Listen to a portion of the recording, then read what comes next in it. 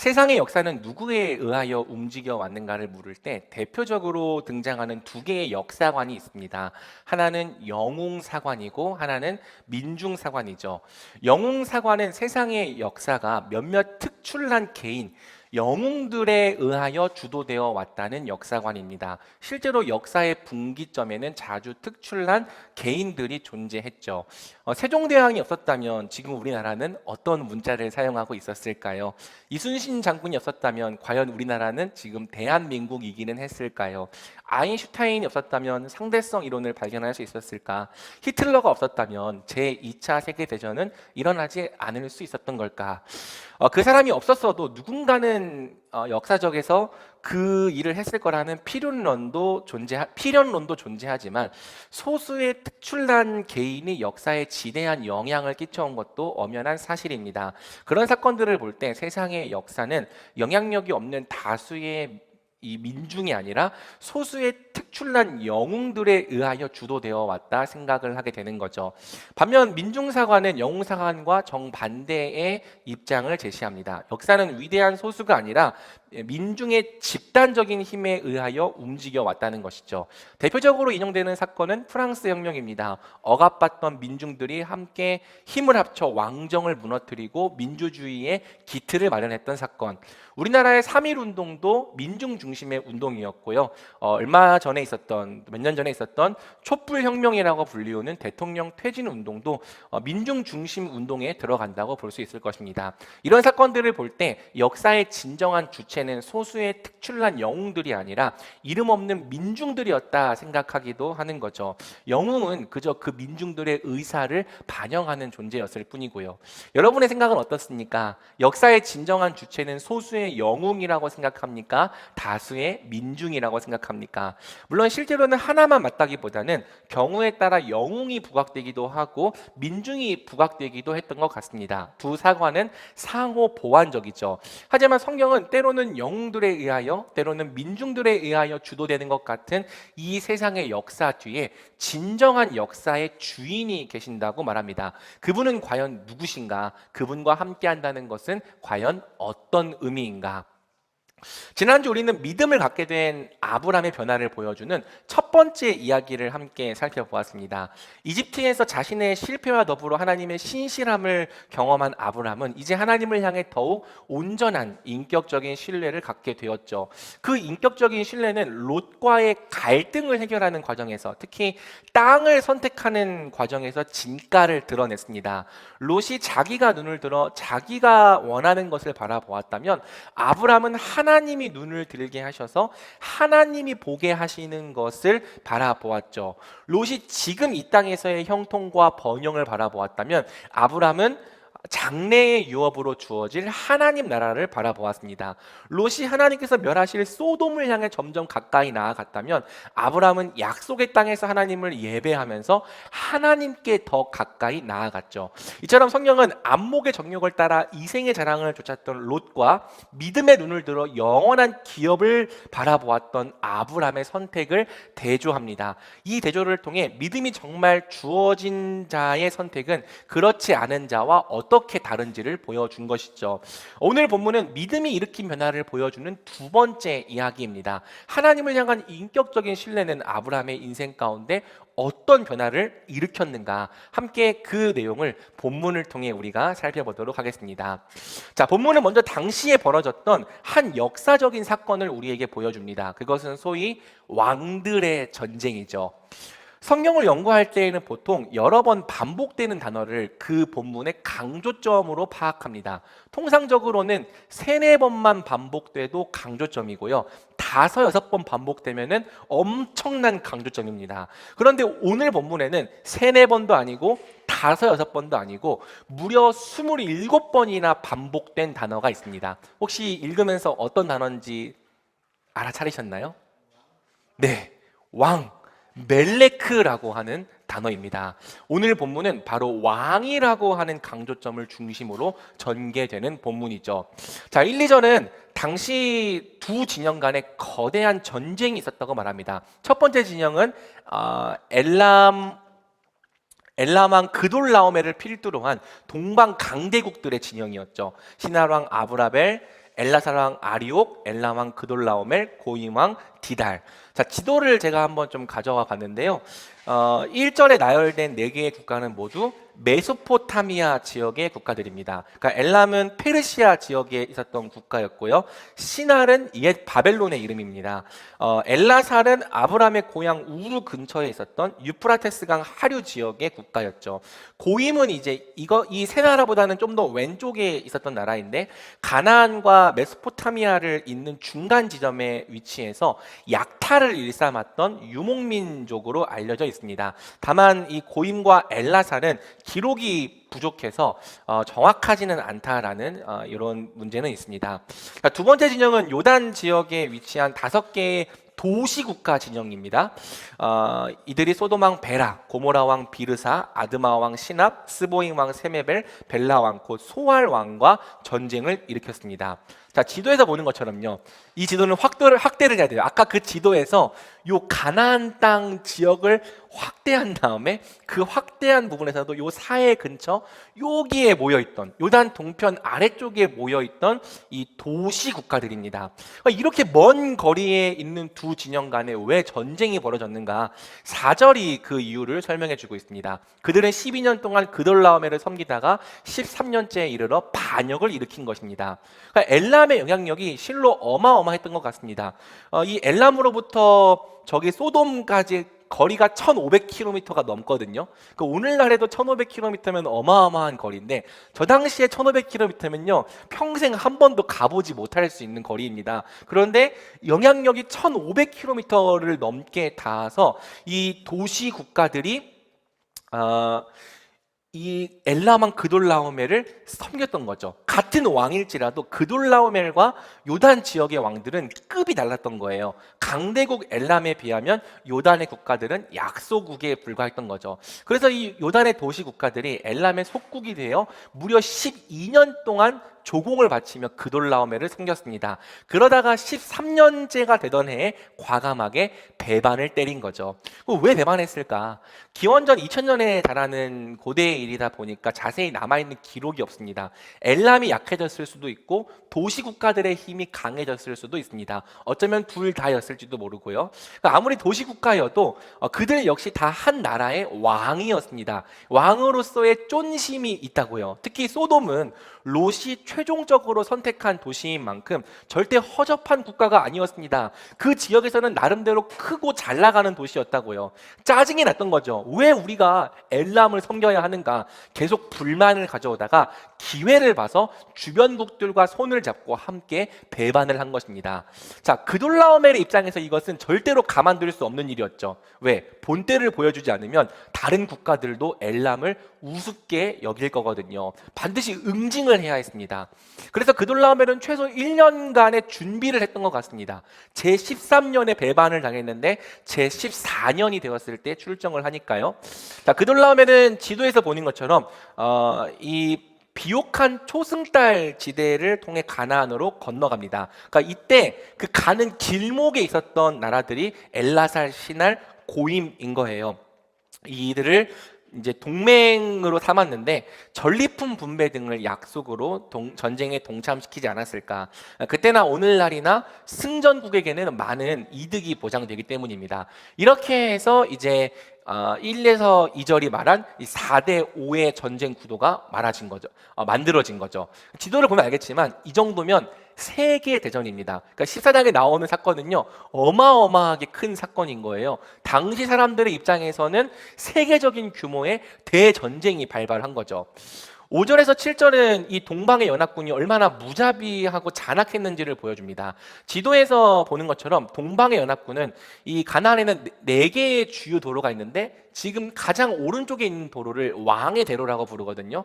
이 왕의 대로라고 불리우는 가장 동쪽의 도로를 통해 가나안 북부에서 남부로 내려옵니다. 그런데 그냥 내려오지 않고 내려오는 길에서 있었던 모든 족속들을 다 쳐부수면서 내려오는 거예요. 덕분에 그 길목에 거주하던 르바, 수스, 엠 족속이 차례대로 봉변을 당하게 되죠.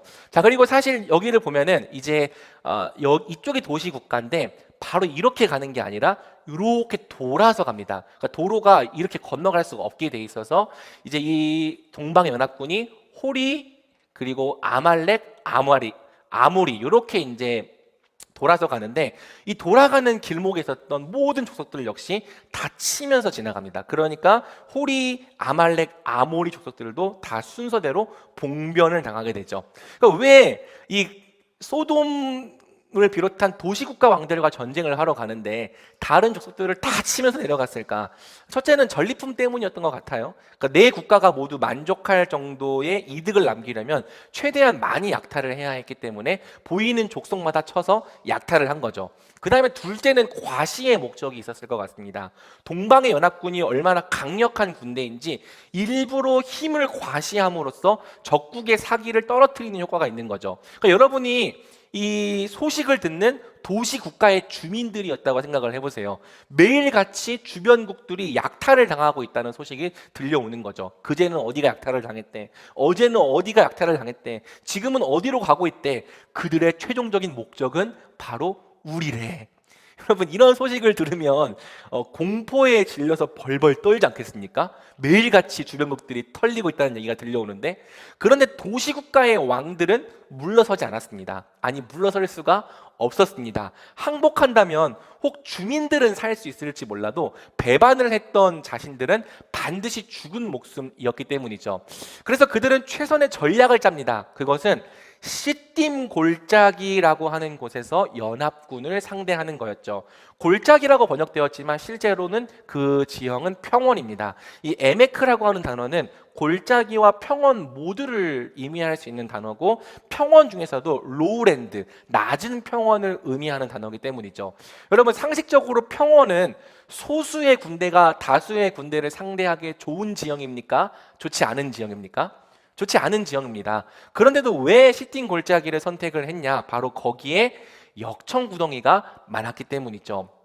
역청은 오늘날의 타르에 해당하는 이 천연 아스팔트인데요. 당시 사람들은 이 역청을 추출하기 위하여 구덩이를 팠습니다. 그래서 시딤 골짜기에는 인위적으로 만들어진 역청 구덩이가 많았고, 어느 정도는 그 역청 구덩이의 위치를 도시국가 왕들은 알았던 거죠. 그 원문을 살펴보니까 실제로는 구덩이가 많다라고 되어 있지 않고 역청 구덩이라고 되어 있더라고요. 저도 원문을 보면서 놀랐어요. 역청 구덩이. 그러니까 원문의 뉘앙스는 구덩이가 벌집처럼 막 이곳저곳에 파여 있는 모습입니다. 바로 여기다. 여기서 연합군을 상대하면 이길 수 있을 것이다. 도시국가의 왕들은 그렇게 생각을 했던 거죠. 하지만 이기기는 개뿔. 도시국가의 왕들은 동방의 연합군에게 완전히 패배합니다.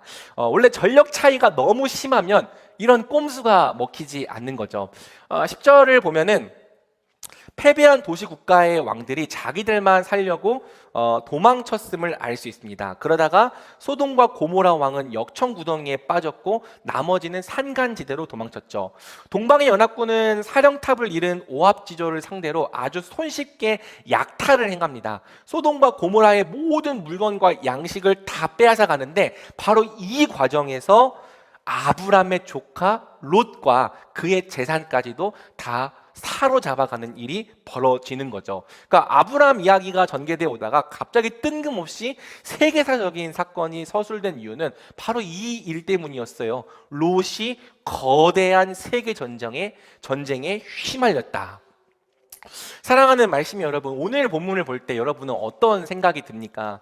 아까 서론에서 역사의 주체는 영웅인가 민중인가를 물었습니다. 실제 역사 속에서는 영웅일 때도 있고 민중일 때도 있다고 했습니다. 민주주의가 발달한 지금 이 시대는 역사상 그 어느 때보다 민중의 힘이 강한 시대이기도 합니다. 하지만 그럼에도 불구하고 인간적인 눈으로 바라볼 때 역사의 주체는 대체로 다수의 힘없는 민중이라기보다는 소수의 권력자들 같습니다. 세상의 역사는 소위 힘과 권력을 가진 자들, 오늘 본문의 표현을 사용하자면 소수의 왕들에 의하여 움직여지는 것처럼 보이는 거죠. 그리고 우리는 그 왕들의 결정에 그저 수동적으로 끌려다니는 무력한 존재인 것처럼 느껴지는 거예요. 왕들이 역사의 주연이라면 우리는 조연에 불과해 보이는 거죠. 아니, 대부분의 경우에는 조연도 못 되고 엑세트라처럼 느껴지는 겁니다. 그리고 롯의 경우처럼 거대한 고래 싸움에 등이나 터지지 않으면 다행인 보잘것없는 새우처럼 느껴지는 거죠. 여러분, 예를 들어 러시아와 우크라이나의 전쟁을 보십시오. 그 전쟁 속에서 매일 죽어가고 있는 젊은 군인들은 대체 무슨 잘못을 했습니까? 아무것도 모른 채 그 땅에 끌려갔다가 죽임을 당하고 있는 우리 북녘의 동포들은 또 무슨 잘못을 했고요. 모두 왕들의 결정 때문이었습니다. 푸틴이라는 왕과 김정은이라는 왕의 결정. 왕들의 결정과 왕들의 전쟁 속에서 오늘도 롯과 같이 힘없는 민중들은 죽어가고 있죠. 또 여러분, 미국의 트럼프 대통령을 보십시오. 그가 부과한 관세 때문에 우리나라를 포함하여 전 세계가 요동을 치고 있습니다. 특히 중국과의 관세 전쟁 때문에 하루아침에 망해버린 자들, 이제 곧 망할 위험에 처해 있는 자들이 속출하고 있죠. 그들은 또 무슨 잘못을 했습니까? 열심히 살려고 했을 뿐인데. 하지만 트럼프라고 하는 한 왕의 결정에 수많은 민중들이 생존의 위협을 당하고 있습니다. 세상만 그런 줄 알았는데 교계도 그렇더라고요. 성도가 10,000명이 넘는 대형교회 목사와 10명이 안 되는 개척교회의 목사는 조금도 같지가 않습니다. 각자의 자리에서 성실히 목회를 감당하는 수천의 이름 없는 목사보다 돈, 권력, 명예를 가진 한 명의 대형교회 목사가 훨씬 더 입김이 세다고요. 그들의 눈밖에 나버리면 힘없는 무명 목사 한 명 따위는 말도 안 되는 꼬투리를 붙잡혀서 면직 처리가 되기도 합니다. 그런 경우가 실제로 존재하고요. 정말 이 세상은 다수의 힘없는 민중이 이끌어가는 세상인가? 도리어 손가락으로 셀 수 있을 만큼 적은, 그러나 세상의 모든 힘과 권력을 독점하고 있는 몇몇 왕들에 의하여 좌우되고 있는 세상이 아닌가? 그렇기 때문에 우리가요, 왕들을 두려워합니다. 왕들 앞에 넙죽 엎드리죠. 왜? 내 파리 목숨 같은 운명이 그 왕들의 손에 달렸기 때문이라고 생각하는 거예요. 내 역사는 내가 결정한 대로 만들어지는 것이 아니라 그 왕들의 결정에 의하여 좌우된다고 믿기 때문이죠. 여러분, 왕이라고 하니까 너무 거창한 존재를 떠올리겠지만 이 왕은요, 꼭 한 나라의 대통령 같은 수장만을 가리키는 것은 아닙니다. 그런 사람은 사실 우리 인생에 별로 관련이 없을 수도 있죠. 아니면 평생 못 볼 확률이 크고요. 우리에게 두려운 왕들은요, 좀 더 우리 가까이 있는 작은 왕들이에요. 작지만 우리의 운명을 직접적으로 손에 쥐고 있는 사람들, 내 학점을 쥐고 있는 교수님, 그렇죠?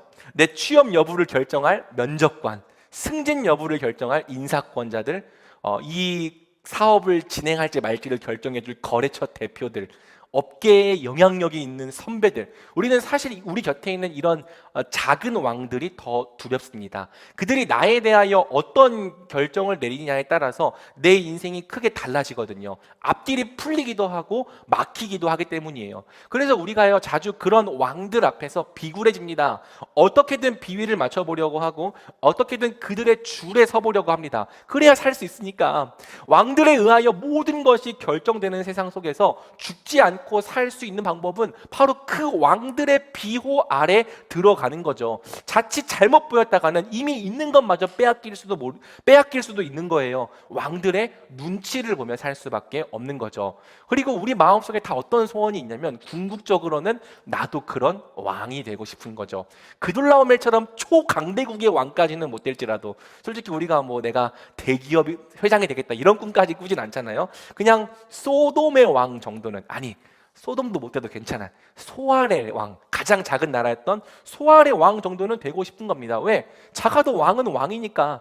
적어도 왕이 된다면 이 왕들의 전쟁에 껴볼 수는 있으니까. 왕이 되지 못하면 이 역사에 낄 자격조차 되지 못하니까.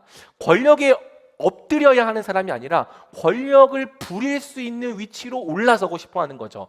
여러분, 하나님을 알지 못할 때 이 세상은 크고 강한 왕들의 세상으로 보여집니다. 왕들에 의하여 결정되고 왕들에 의하여 움직여지는 세상처럼 보입니다. 그렇게 보일 때 우리는요, 반드시 그 왕들을 섬길 수밖에 없는 거예요. 왕들 앞에 절하게 될 수밖에 없는 거죠. 그리고 왕이 되는 것을 인생의 목표와 구원으로 삼게 되는 겁니다.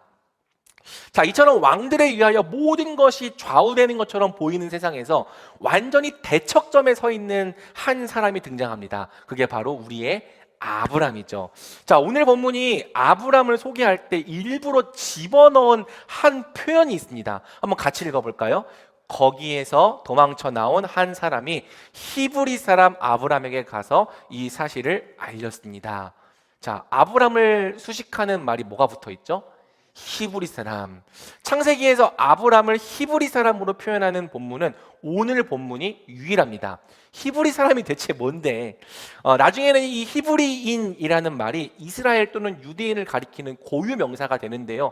이때에는 아직 아니었습니다. 이때에는 히브리인이 그저 동쪽에서 건너온 사람, 동쪽에서 건너온 이방인, 외국인을 뜻하는 단어였습니다. 그러니까 쉽게 말해 외국인이라는 거예요. 13절의 뉘앙스는 이것입니다. 거기에서 도망쳐 나온 한 사람이 그 땅에서 외국인으로 체류 중이던 아브람에게 이 사실을 알렸습니다. 왜 굳이 이 대목에서 성경은 아브람을 외국인이라고 콕 집어서 소개하는가? 바꿔 말해 아브람은 이 전쟁에 낄 자격이 없다는 것입니다. 절대 무시하려는 의도가 아니고요. 한번 제가 예시를 들어볼 테니까 생각을 잘 해보시기 바랍니다. 우리나라에 체류 중인 외국인이, 그것도 어디 명문대 정치학 이 교수로 초빙된 외국인이 아니라 그저 매일 공장에서 열심히 하루 벌어 하루 먹고 살고 있는 외국인 노동자가 갑자기 거리로 나와서 개혁 운동을 펼치는 거죠. 대한민국은 썩었다. 개혁되어야 한다. 뭐 신기한 일이기 때문에 주목을 받을 수는 있겠지만 대다수의 사람들이 어떻게 생각할까요? 네가 뭔데? 외국인이 왜 우리나라에 와서 이래라 저래라야. 심지어 그 외노자가 이 나라를 개혁하겠다면서 국회의원 선거에 출마하겠다고 말하는 거예요. 그럼 어떻게 되겠습니까? 죄송합니다. 외국인에게는 공직선거에 출마할 자격이 없습니다. 후보로 등록조차 할 수 없습니다. 물론 귀화를 해서 국회의원이 된 사례가 있긴 있더라고요. 하지만 현행법상 외국인 신분으로는 이 나라의 어떤 정치나 판도에 개입하는 게 불가능하죠.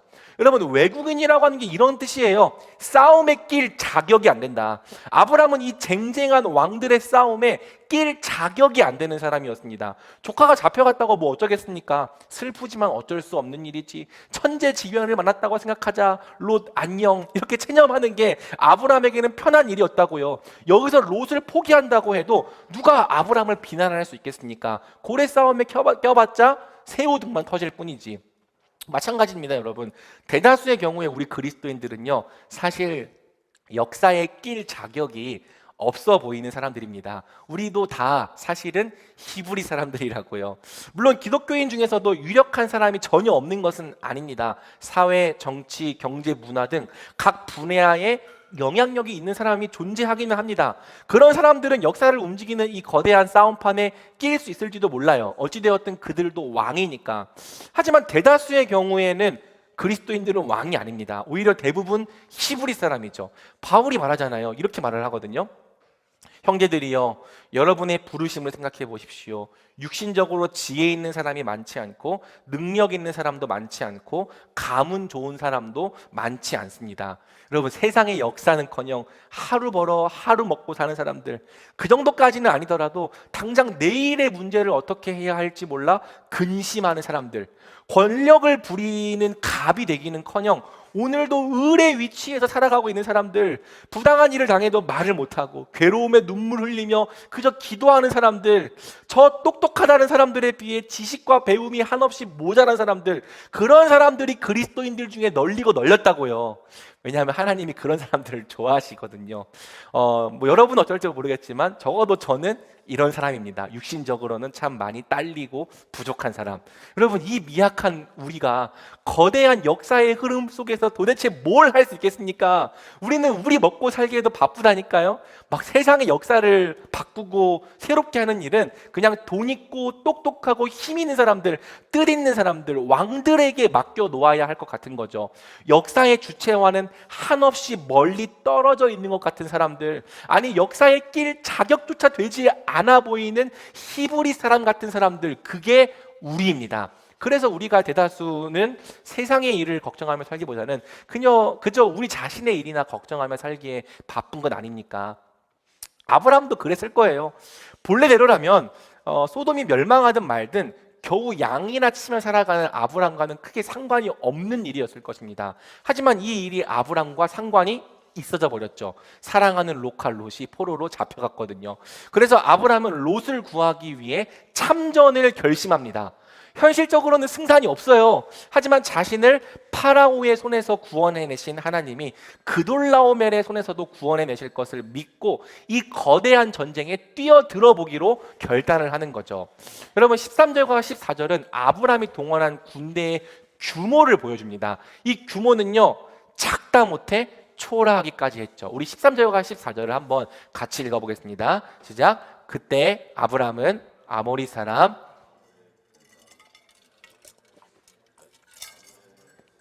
아넬의 형제로서 이들 모두는 아브람과 동맹을 맺고 있었습니다. 아브람은 자기 조카가 포로로 잡혀갔다는 소식을 듣자 자기 집에서 나와 훈련받은 사람 318명을 거느리고 단까지 쫓아갔습니다. 자, 아브람은 집에서 기르고 훈련한 사병 318명을 동원합니다. 물론 한 개인이 거느린 수로는 적지 않은 수입니다. 아브람도 족장이니까 나름대로 거부였습니다. 하지만 그렇다고 왕들과 싸울 만큼은 아닌 거죠. 여러분 동네 일장이 한 나라의 군대와 싸울 수 있는 건 아니잖아요. 어디서 침 좀 뱉고 싸움 좀 했다고 한 나라의 군인과 싸운다? 그 말이 안 되잖아요. 4개국 연합군이면 대체 몇 명 정도의 규모였을까? 한 나라당 최소 1000명씩만 데려왔어도 4개국 연합군이면 4000명입니다. 엘람은 강대국이니까 그보다 더 데려왔을 것입니다. 그렇다면 동방의 연합군은요 못해도 5000명에서 최대 1만 명에 달했을 것입니다. 반면 아브람은 겨우 318명이에요.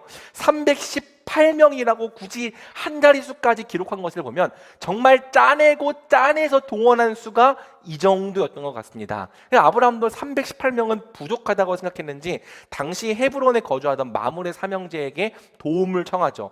이 일로 마므레 에스골 아넬도 참전을 하게 되지만 연합군을 상대하기엔 여전히 부족합니다. 이 셋과 동맹을 해도 다 합쳐도 1000명이 될까 말까 하다고요. 그러니까 모든 노력을 다 기울여도 가나안 일대를 다 초토화시키면서 내려왔던 4개국 연합군을 상대하기에는 턱없이 부족한 거죠. 애초부터 이 전쟁은 싸움이 성립조차 안 되는 전쟁이었던 것입니다.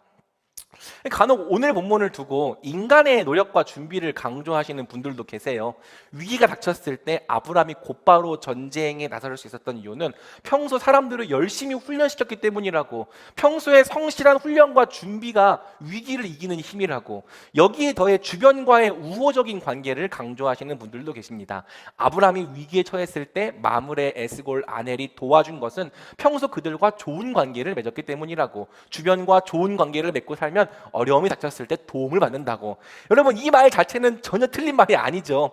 위기를 대비해서 318명 훈련시켜 왔을 것입니다. 좋은 관계였으니까 도움 받았겠죠. 하지만 본문이 정말 인간의 노력과 준비의 중요성을 강조하는 본문인가? 평소 준비를 열심히 하고 사람들과 잘 지내면 4개국 연합군도 이길 수 있는 건가?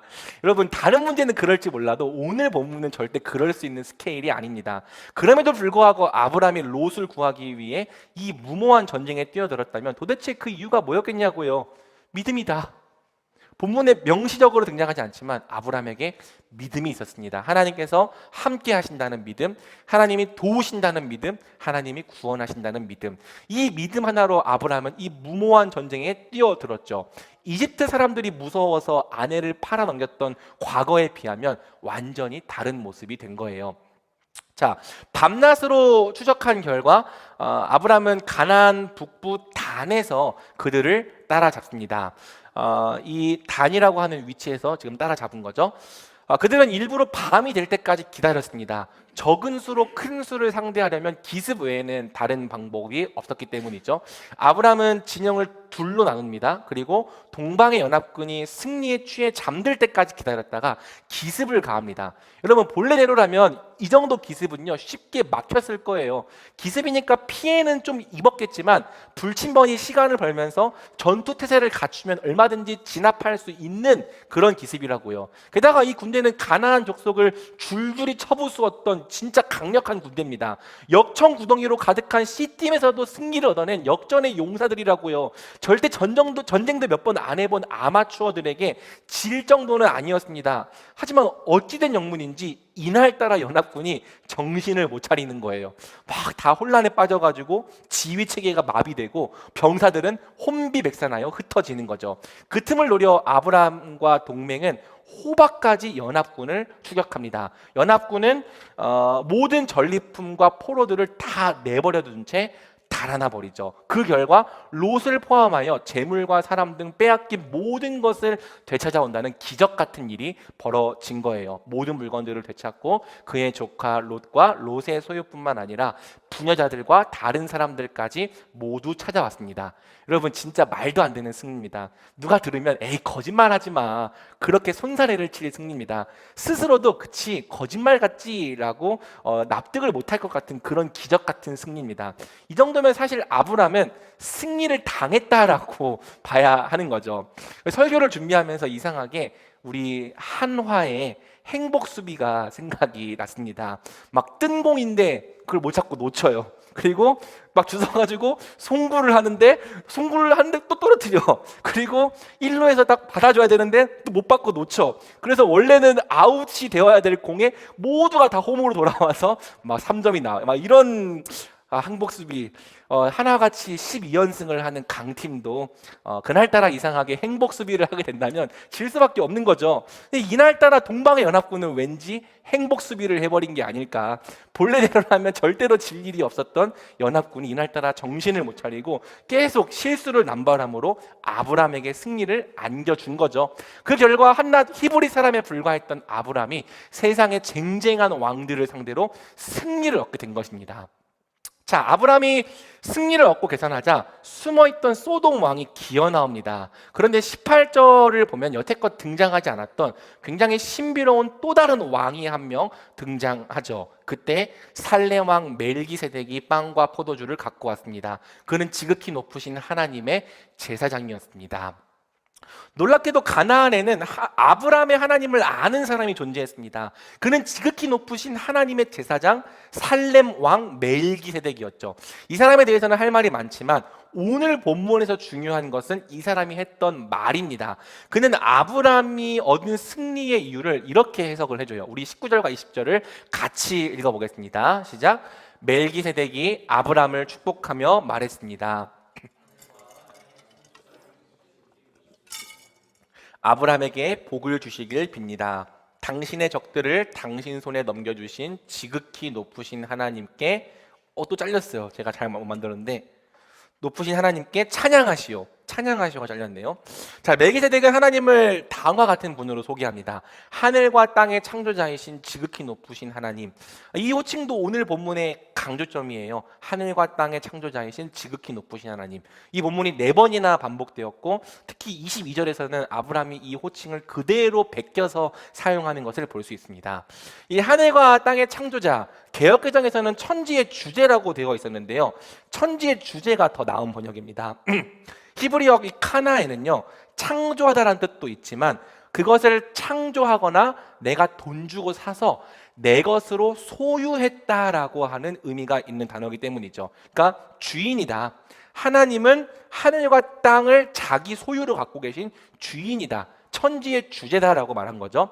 지극히 높으신 하나님은 엘 엘론이라는 호칭으로 하나님의 지극히 높으심을 뜻하는 말입니다. 바꿔 말해 하나님이 바로 이 세상의 진정한 왕이시다.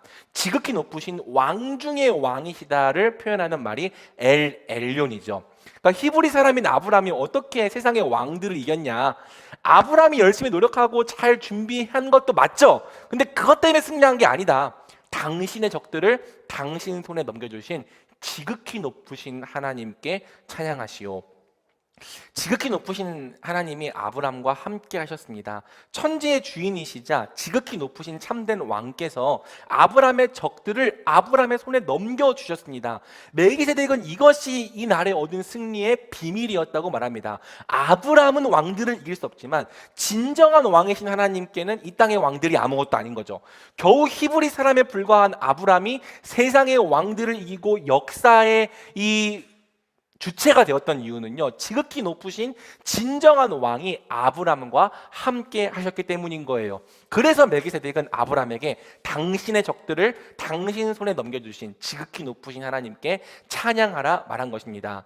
그렇습니다. 사랑하는 말씀 여러분, 역사의 진정한 주체는 누구인가?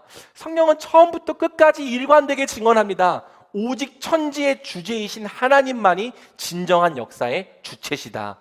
그분은 보이지 않아도 지극히 높으신 진정한 왕으로서 땅의 모든 역사를 주관하고 계시다.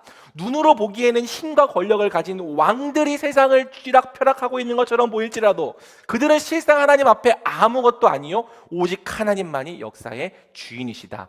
이게 성경의 일관된 증언입니다. 그리고 신약 시대에 이르러서는 우리 주 예수 그리스도께서 하나님 우편에 앉아 세상을 통치하신다, 우리는 고백을 하는 거죠. 그래서 여러분요, 하나님을 믿는다는 것은 단순히 그분의 존재를 인정한다는 그 정도의 의미가 아닙니다. 하나님을 믿는다는 것은 그분이 천지의 주제이심을 믿는 거예요. 모든 만물의 진정한 주인이심을 믿는 것입니다. 보좌 우편에 앉으신 예수 그리스도가 지극히 높으신 진정한 왕이심을 믿는 거죠. 그래서 그분이 바로 역사의 주인이시요 진정한 주체이심을 믿고 신뢰한다는 의미입니다. 여러분은 그런 의미로 예수님을 믿고 계십니까? 여러분에게는 이 역사의 주인이 하나님이십니까? 아니면 눈에 보이는 세상의 왕들입니까? 누구에게 여러분의 인생을 걸겠습니까? 어떤 왕에게 엎드리고 복종하며 살겠습니까? 만약 우리가 믿는 역사의 주인이 하나님이시라면, 우리가 섬기는 왕이 예수 그리스도시라면 우리에게 반드시 일어나는 일이 있습니다. 바로 오늘 본문의 아브람처럼 하나님과 함께 세상을 이기는 일이에요. 진정한 왕이신 하나님과 더불어서 세상의 역사를 바꾸어 나가는 일입니다. 아니 목사님, 우리는 히브리 사람이라면서요, 역사에 낄 자격이 없는 사람들이라면서요. 맞아요, 그게 사실이고 현실이에요. 만약 세상을 바꾸는 방법이 왕들의 방식뿐이라면, 재물과 권력의 힘을 부리는 방식뿐이라면 우리는 그런 방식으로는 죽었다 깨어나도 세상을 바꿀 수가 없습니다. 우리는 그럴 힘이 없으니까. 하지만 놀랍게도 그리스도인들은 역사 속에서 세상을 늘 바꾸어 왔습니다. 재물과 권력의 힘이 아니라 복음의 능력으로요. 진정한 왕이신 우리 예수님이 그러셨던 것처럼 섬김과 낮아짐, 용서와 사랑의 능력으로요. 하나님 백성은요, 예수님처럼 용서가 없는 것에 용서를 베풀었습니다. 그리하여 가는 곳마다 복수와 증오의 고리들을 끊어왔습니다. 자신이 속한 곳에 화평을 이루었죠. 하나님의 백성들은요, 예수님처럼 소외되고 버려진 자들을 섬겼습니다. 그리하여 아무도 사랑하지 않던 곳에 사랑이 전해지게 하였죠. 거짓과 속임으로 가득한 세상 속에 정직과 신실함의 가치를 수호해냈고요, 불의로 가득한 세상 속에서 하나님의 공의를 드러냈습니다. 무엇보다 허물과 죄로 죽어있던 자들에게 복음을 전해주므로 영원한 생명의 통로가 되어 주었죠. 물론 그렇게 했기 때문에 많은 미움과 고난을 당하기도 했습니다. 하지만 그런 때에도 하나님 백성들은요, 악을 악으로 갚으려 하지 않았습니다. 어떤 경우에든지 선으로 악을 이겨보려고 씨름했죠. 아브람처럼 물리적으로 전쟁을 한 것은 아니지만 하나님의 백성들은 모두 각자의 자리에서 눈에 보이지 않는 영적인 전쟁을 해온 거예요. 에이, 그걸로 세상이 바뀝니까? 맞아요. 원래대로라면은 이런 사소한 순종 따위로 세상이 바뀔 일은 없습니다. 저도 100% 동감합니다. 뭐 내 남편을 내가 용서하기로 했다, 주중에 싸웠다고 했는데 기도하고 내 남편을 용서했다, 이런 걸로 세상이 바뀌어요? 그럼에도 불구하고 저들을 섬기기로 했다, 이런 사소한 순종들이 세상의 역사를 바꾸냐고요. 근데 여러분, 우리의 이런 국지적이고 사소한 순종들을 하나로 모아서 전체의 승리로 이끌어낼 수 있는 지혜로운 총사령관, 왕이 계신다면 이야기는 달라지는 거죠. 이런 거예요. 우리가 행하는 순종은 정말 작고 사소하고 보잘것없을 때가 대부분이지만 무한히 지혜로우시고 능력이 많으신 하나님께서 우리의 그 보잘것없는 순종들을 적재적소에 배치하셔서 하나의 위대한 역사가 되게 하시는 겁니다. 만약 그렇게 된다면요, 우리의 작은 순종들이 세상을 바꾸는 길로 이어질 수 있죠. 지극히 높으신 무한한 지혜 안에서, 지극히 높으신 왕의 무한한 지혜 안에서 우리의 작은 순종들이 세상의 역사를 뒤집는 겁니다. 여러분, 로마의 역사를 보십시오. 그리스도인들이 칼과 무력으로 로마를 정복했습니까? 아니에요. 돈과 권력의 힘으로 로마를 구슬렸습니까? 아닙니다. 로마를 변화시킨 것은 이름 없는 수많은 그리스도인들의 순종과 사랑이었습니다. 박해를 당하면서도 끝까지 남편을 그리스도의 사랑으로 섬긴 한 이름 없는 여인의 순종이 결국 그 남편과 가족 전체를 회심에 이르게 했다니까요. 고아와 과부들을 돌보고 특히 전염병 앞에서조차 죽음을 무릅쓰고 사람들을 구제했던 이름 없는 성도들의 순종이 세상을 감동시켰습니다. 노예도 여자도 고아도 가난한 자도 차별 없이 가족으로서 서로 사랑했던 교회의 대안적인 삶이 세상에 희망을 주었죠. 콘스탄티누스의 개종이 결정적인 계기가 된 것은 맞지만 이미 그 당시에는 로마 전역의 그리스도인들이 바다의 모래와 같이 많았다고 해요. 그래서 학자들은 혹 콘스탄티누스가 없었을지라도 로마가 기독교화 되는 것은 시간 문제였다고 말하는 거죠. 이름 없는 수많은 그리스도인들의 순종이 역사를 바꾼 거예요. 하나님의 무한한 지혜와 섭리 안에서 그들이 행한 순종이 모아지고 모아져서 로마라고 하는 거대한 제국을 변화시킨 것이죠. 여러분, 다른 역사들도 마찬가지입니다. 하나님은 그리스도인들의 사소한 사랑, 용서, 정직과 신실함, 순종과 복음의 능력으로 세상의 역사를 변화시켜 오셨습니다. 여러분, 할머니들의 간증이 다 뭡니까? 들어보신 적 있으세요? 할머니들이 하는 간증은 다 이거예요. 내가 젊었을 때 시집 와서 예수 믿는다는 이유로 미움받았는데 포기하지 않고 기도하며 시어머니와 남편의 사랑으로 섬겼더니 남편도 예수님을 믿게 되고 시부모님들도 다 예수님 믿고 돌아가셨어. 이게 간증이잖아. 이게 간증. 어느 가정에 시집 온 한 작은 여인의 순종이 집안 전체를 구원받게 한다니까요. 그 믿음이 우상을 몰아내고 하나님을 섬기는 가정이 되게 하는 거죠. 사소하고 국지적인 변화지만 그렇게 변화된 남편이 또 가정을 위해 성실히 살아가게 된다면 변화를 낳았죠. 그렇게 양육된 자녀들이 세상에서 하나님 나라의 가치로 살아가게 되었다면 그 자녀들을 통해 또 어딘가에서는 어둠이 물러가는 겁니다. 이처럼 작고 사소한 변화일지라도 변화는 변화를 낳고 생명은 생명을 낳습니다. 하나님은 이런 작은 순종과 변화들을 하나하나 다 사용하셔서 우리 사람이 도무지 상상하지 못할 놀라운 역사들을 세상에 창조해 내시는 거죠. 한 개인의 변화를 통해 가정이 변화되게 하시고 조직이 변화되게 하시고 사회 전체와 때로는 나라 전체가 변화되게 하시는 거예요. 우리는 지금 우리가 행하는 이 작은 믿음의 순종들이 어떻게 하나님이 만들어 가시는 역사의 일부가 될지 모릅니다. 하지만 나중에는 알게 되겠죠. 무한히 지혜로우시고 의로우신 하나님께서 오늘 우리의 이 작은 믿음의 순종들을 어떻게 하나님 나라의 위대한 승리로 이어지게 하셨는지, 마치 나비 효과처럼 오늘 우리가 행한 이 작은 믿음의 순종들이 어떻게 하나님 나라의 역사의 일부가 되게 하셨는지, 한동대학교의 슬로건처럼 Why not change the world? 왜 세상을 못 바꾸겠습니까? 여러분, 우리는 세상을 바꿀 수 있습니다. 천지의 주제이시자 지극히 높으신 진정한 왕이 우리와 함께 하시기 때문이죠. 그렇다면요, 역사의 진정한 주체는 하나님과 그분의 백성인 우리입니다. 세상의 역사는 영웅도 민중도 아닌 하나님과 그분과 함께하는 우리 하나님의 백성들에 의하여 만들어져 가는 거죠. 그러므로 오늘 본문은 마지막으로 우리에게 두 가지를 행하라고 말하는데요. 첫 번째는 우리에게 승리를 주신 하나님을 송축하는 일입니다. 당신의 적들을 당신 손에 넘겨주신 지극히 높으신 하나님께 찬양하시오. 아브라함은 갖고 있는 모든 것에서 10분의 1을 멜기세덱에게 주었습니다. 멜기세덱은 아브라함에게 당신의 적들을 당신 손에 넘겨주신 지극히 높으신 하나님께 찬양하라 말합니다. 찬양하라라고 번역되었지만 더 정확한 번역은 송축하라입니다. 송축이 뭔지 아세요? 송축은 하나님이 우리에게 주신 복에 대하여 다시 하나님께 영광을 올려드리는 일을 말합니다. 원문에서 사용된 단어는 바라크인데요. 이 바라크가 사람을 향해 사용될 때에는 축복하다가 되지만 하나님을 향해 사용될 때에는 송축하다가 됩니다. 사실 영어로는 똑같이 다 blessed이거든요. 근데 우리말로 번역될 때에는 사람이 하나님을 축복한다라고 말할 수가 없기 때문에 송축하다라는 말을 사용하는 거죠. 그러니까 아까 우리가 함께 불렀던 주 이름 찬양 이 노래도요, 원곡의 가사는 Blessed be your name, 주님을 송축하라입니다. 그러니까 멜기세덱의 요구는 이거예요. 네 승리가 하나님으로부터 말미암았음을 믿는다면 마땅히 하나님을 송축하라. 하나님께 영광 돌려라. 이 요구에 아브라함은 가진 소유의 10분의 1을 멜기세덱에게 줍니다.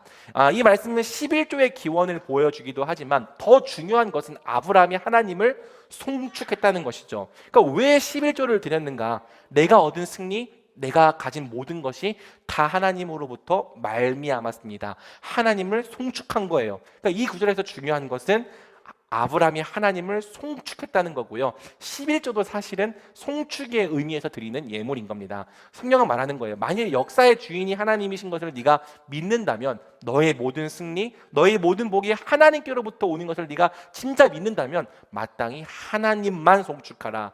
하나님을 섬기고 하나님께 영광 돌리라. 자, 그리고 두 번째 요구는요, 그렇기 때문에 세상의 왕 앞에서 비굴해지지 말라는 겁니다. 하나님을 송축하라는 요구의 양면과도 같은 요구죠. 소돔 왕이 아브라함에게 말합니다. 백성들은 내게 돌려주고 물건들은 그대가 가지시오. 생각해보면 웃긴 말이죠. 지금 소돔 왕이 아브라함 앞에서 왕 행세를 할 자격이 됩니까? 전쟁에서 지고 역청구덩이에 숨어 있다가 이제 기어 나온 사람이, 아브라함이 아니었으면 빈털터리가 되었을 사람이 이 아브라함 앞에서 여전히 왕 행세를 합니다. 마치 자기가 선심을 베푸는 것처럼요. 여러분, 이것이 성경이 보여주는 이 세상 왕의 실체입니다. 세상 왕은요, 전능한 존재가 아니에요. 똑같이 무능한 인간일 뿐입니다. 그런데도 마치 모든 것을 다 줄 수 있을 것처럼 전능한 존재를 가장하면서 내가 너에게 이것들을 준다라고 하는 모습을 취하고 있는 거죠. 자, 아브라함이 뭐라고 말합니까? 마지막 22절에서 23절을 같이 읽어보겠습니다. 시작.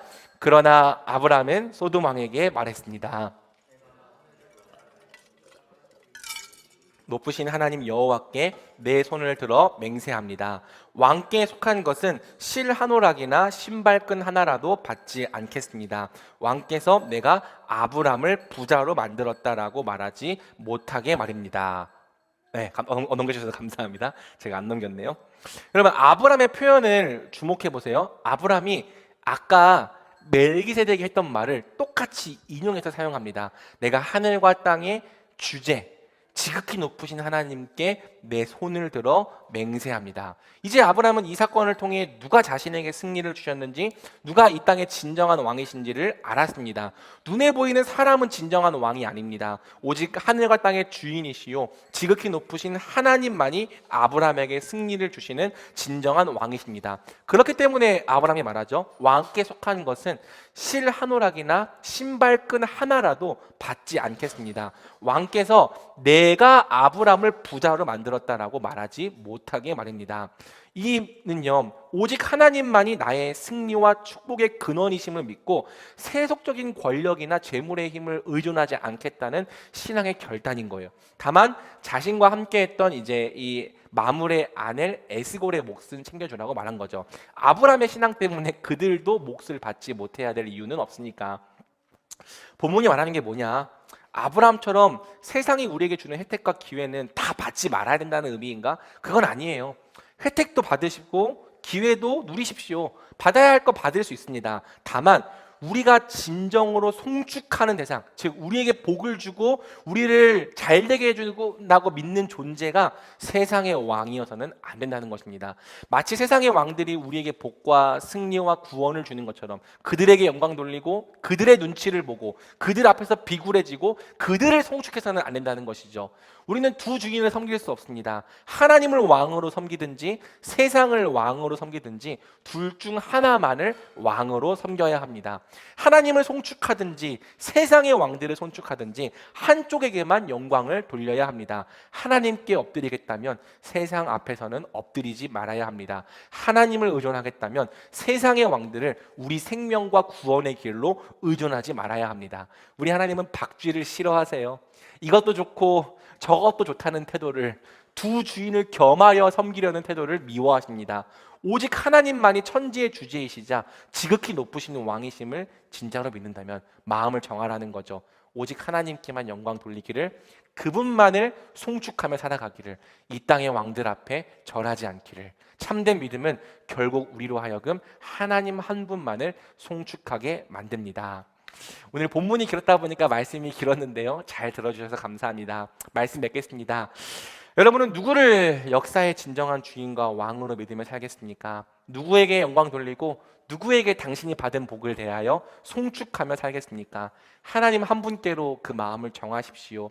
천지의 주제시요 지극히 높으신 하나님께 당신의 인생을 위탁하십시오. 세상의 유혹을 거절하고 오직 그분만이 당신의 공급자시요 복의 근원이심을 날마다 삶으로 선포하십시오. 진정한 왕이 함께 하실 때 우리는 능히 세상을 이길 것입니다. 하나님과 함께 역사를 만들어 나가는 자들이 될 것입니다. 우리 예수님 말씀하십니다. 세상에서는 너희가 환난을 당하나 담대하라. 내가 세상을 이기었노라.